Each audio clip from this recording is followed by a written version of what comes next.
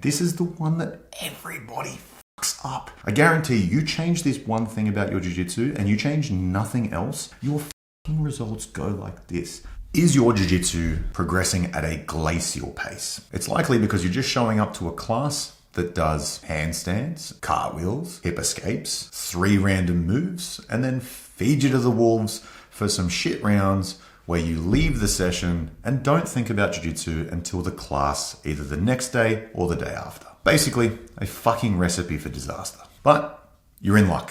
In this video today, I'm going to show you a proven step-by-step system to avoiding that so every single session is meaningful and produces results. We're going to segment this system into 3 different parts: pre, during, and post-session. Trust me, don't let your TikTok attention span take over and scroll right to the very end of the video, because if you skip a step, you're not going to get any results. So pay attention, listen up. Pre-training. This is exactly what you're going to do right before you walk in the door for your session. Most of you guys lift, right?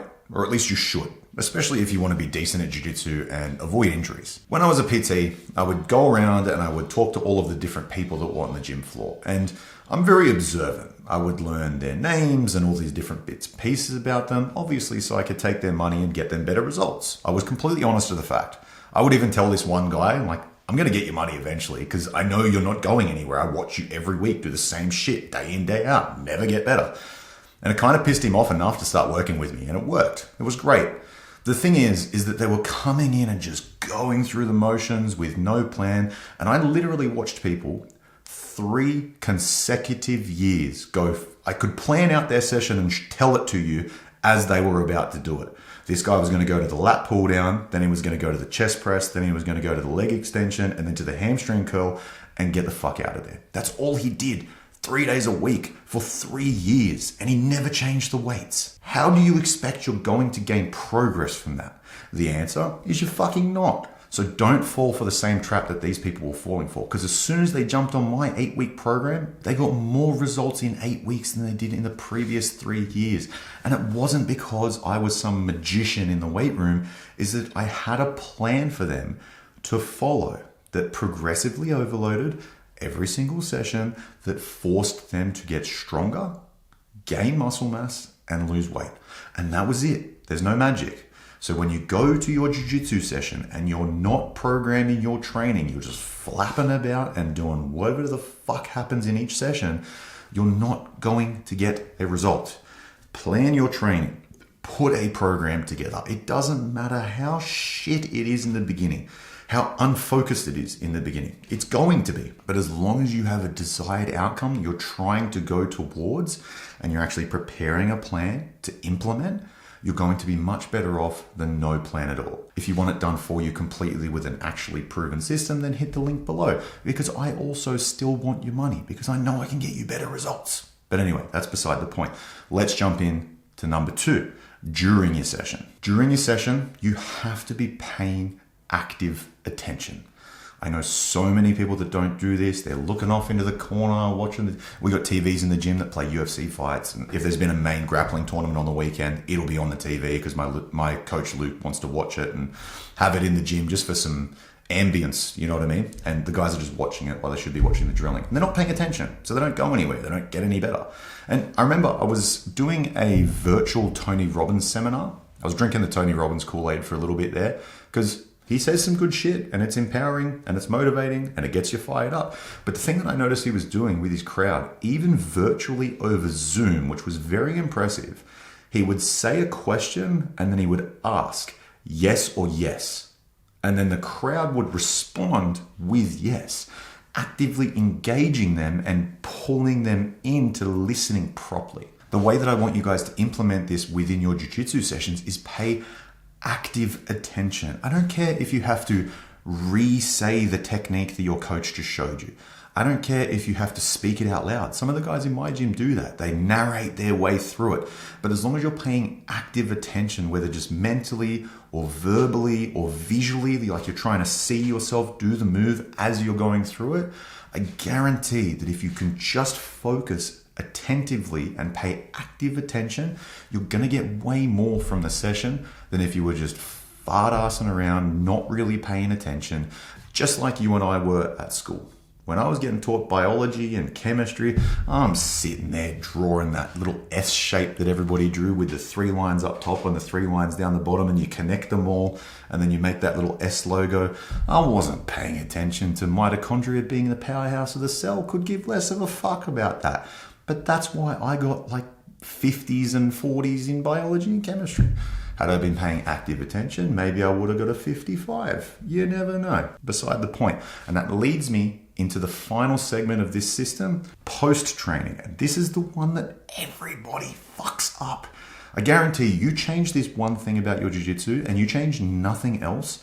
You just analyze what you did wrong, just like all my students do. Your fucking results go like this. Don't know how many times I have to yell this through the camera every single day, but my God, it makes such a difference. Think about it like this. In content production, you have no idea what the algorithm really wants. You kind of have an understanding, like you talking to a camera with no microphone and shitty lighting and all that sort of stuff. That's going to end pretty badly, but you figure that stuff out pretty quick. And then so the basis of the video, whether it be YouTube or Instagram or something like that, is what you actually write out.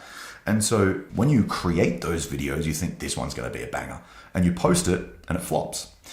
If you never analyze that video and rewatch it and compare it to other videos that did really, really well, you're not going to see glaring weaknesses like the hook was too long or it was too shit. It wasn't interesting enough. The body, you didn't get to the point fast enough. There was no payoff. There was no reason for the person to continue watching because you told them what the fucking answer was in the first 5 seconds instead of spanning it out to the last 5 seconds. That information is gold and it is so valuable, but you never ever get it and you never realize what it is until you watch the video back. And although sometimes it's very painful and very gross to watch, I've cringed at some of the videos I've put out. I'm not gonna lie. Some of them are fucking disgusting and it is what it is. But it's made me into the creator that I am today because I've vigorously analyzed what went wrong, what needs to be better, and what can I improve on in the next video to ensure that this shit doesn't happen again. Because I don't want to watch a video and go, like some of my first YouTube videos. But now these ones are good because I fucking worked on it and I looked at it. So whenever you finish a training session, please, for the love of God, record what happened. I don't care how you do it. Write notes in your phone, bring a fucking My Little Pony notebook or whatever you need to do and write them down physically if that's your jam. Voice record on the notes on your phone or the voice app on your phone. Take a short video of the things that you learned and then re-watch it, go through it, commit it to memory, and then you won't have this blank brain retention problem because you're actually analyzing what went on. And it's the biggest game changer. A level above that, I know it's sometimes difficult, but filming your own training and watching all the same dumb mistakes you make again and again and again and again. And because you're in the heat of a round and you're slightly exhausted and you don't really know what you're doing because you've got no plan. After this video, you'll have a plan. But before this video, you had no fucking plan. So why would you actually figure out what to do? But then you watch the same dumb mistakes and you go, oh, that's why I keep getting guillotined. And then because you watch the video, you don't get guillotines anymore because you go and study and you figure out ways to stop getting guillotined. You realize tucking your chin to your chest is a really good idea, especially in half guard with that retard training partner that just dives on front headlock even though they're in a half guard. It doesn't even make any sense. But then you start to analyze it, see what's wrong, figure out a solution, and then you don't have that problem ever again. Imagine if all your problems only lasted a week. Marcelo Garcia, famously in The Art of Learning, Josh Waitzkin's book, heavily recommend it. Go and read it. Go and listen to it. He said that Marcelo never got into the same position and stuck and submitted twice. Never. Not once. Because he would rigorously analyze what went on. He would study it to death and figure out where he made the mistake. The guy would come back into the next session thinking that Marcelo hadn't gotten any better, that he hadn't analyzed anything, he hadn't changed, and then get fucked up trying to do the same move. And he couldn't believe what had happened. He's like, what the fuck? That's because Marcelo was analyzing his training. And he is one of the greatest of all time. So if you want to get even close to that, then you're going to have to do the same thing that he did. And I guarantee your results get better. I literally bought a new camera for 2 reasons. One, so we could do overhead filming with the little whiteboard videos that we've been doing that you guys have been enjoying thoroughly.